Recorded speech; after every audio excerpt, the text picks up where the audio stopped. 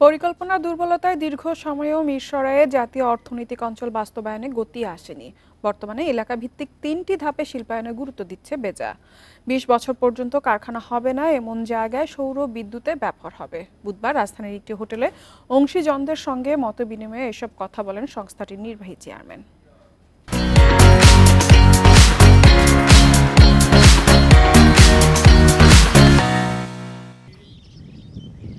মিরসরাই, সীতাকুণ্ড ও ফেনীর ৩৩,০০০ একর জমিতে গড়ে উঠছে জাতীয় বিশেষ অর্থনৈতিক অঞ্চল।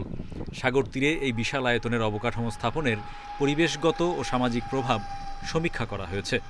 শিল্পাঞ্চলে বায়ু দূষণ, পানি দূষণ, ভূগর্ভস্থ পানি উত্তোলন, বর্জ্য ব্যবস্থাপনার মতো চ্যালেঞ্জ যেমন আছে, তেমনি ঘূর্ণিঝড়, জলোচ্ছ্বাস মোকাবিলায় বনায়ন, পানি নিষ্কাশন ব্যবস্থা জোরদার করতে হবে। অর্থনৈতিক অঞ্চলটি পুরোদমে উৎপাদনে এলে ১৪ লাখ মানুষের কর্মসংস্থান হবে। এই বিপুল জনগোষ্ঠীর পরিকল্পিত বাসস্থান, শিক্ষা, স্বাস্থ্যসহ বিভিন্ন নাগরিক সেবা নিশ্চিত করার সুপারিশও উঠে আসে সমীক্ষায়। এই শ্রমিকদের জন্য বা স্বল্প আয়ের মানুষদের জন্য আবাসন সুবিধা চতুর্পাশে তৈরি করতে চায় হ্যাজার্ডলি, এটা খুব অপরিকল্পিত হবে। তবে কোনো বিনিয়োগকারী প্রতিষ্ঠান বলছে, মিরসরাই অর্থনৈতিক অঞ্চলে শিল্প স্থাপনে তারা এখনও পুরোপুরি অবকাঠামো সুবিধা পাচ্ছে না।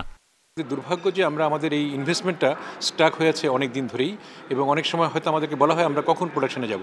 কিন্তু আমাদের প্রশ্ন হচ্ছে, আমরা যে মূলত as per contract, written contract, যেখানে বেজার যেগুলো ডেলিভারি করার কথা, রোড, গ্যাস, ওয়াটার, ইলেকট্রিসিটি, সব কিছু এ ব্যাপারে তারা অনেক পিছিয়ে আছেন। অর্থনৈতিক অঞ্চল কর্তৃপক্ষের চেয়ারম্যান বিষয়টি স্বীকার করে বলছেন, ১০০ অর্থনৈতিক অঞ্চল স্থাপনের সিদ্ধান্ত বাস্তবভিত্তিক ছিল না। নতুন যেই সেটআপ, এখানে আমাদের একটাই ফোকাস থাকবে, সেই ফোকাসটা হচ্ছে যে ইনভেস্টরদের জন্য আমরা যা প্রমিস করব আমরা সেটা অন টাইম ডেলিভার করার চেষ্টা করব।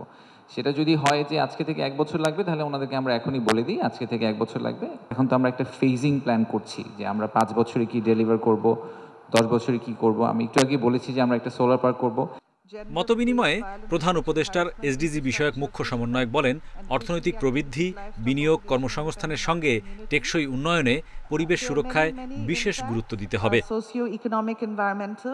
Hari Saha, independent news, Dhaka.